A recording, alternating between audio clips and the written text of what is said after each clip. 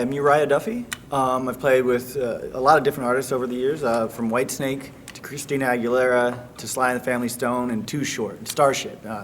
Being a professional bass player has kind of brought me around to a lot of different interesting situations. What was the first gig you ever saw? First one that I ever saw that really stuck out to me was Rush, and I became a Rush follower, and I've since seen about 40 shows. If you could see any band or artist, dead or alive, who would it be? Oh, that's a tough one. In playing so many genres of music, it's hard to choose one that I would really want to see. Jocko was someone who I'd never seen, and Jimi Hendrix. So those are two big influences. What is the weirdest or most embarrassing gig you've ever played? Oh man, there's tons of them. There's ones where I spin my bass around my body and it's come off into Tommy Aldridge's drum set. There's ones where my bass tech says, "Hey, it's slippery out there." I'm like, no problem. 20,000 people see me on my ass. Those are the safe ones. I've ripped this ear before on stage. That was also fun.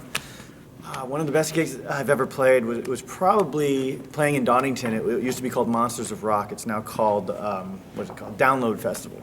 And we headlined to about 80,000 people. So it was a huge show, a lot of energy, and one of the best parts about it, some English guy with curly hair came up and said, "Hey man, can I get a picture with you?" And I'm like, okay, Brian May, sure.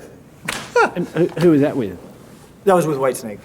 Cool. My favorite SongDivision moment is actually at the end, after everything was done. We had a couple people come up to me personally just to say, "Hey, can you pass this on to band members? This was one of the coolest things we've ever done, especially being in a corporate environment.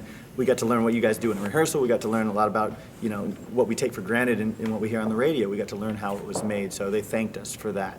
And I got to learn a little bit of corporate life too, so hey.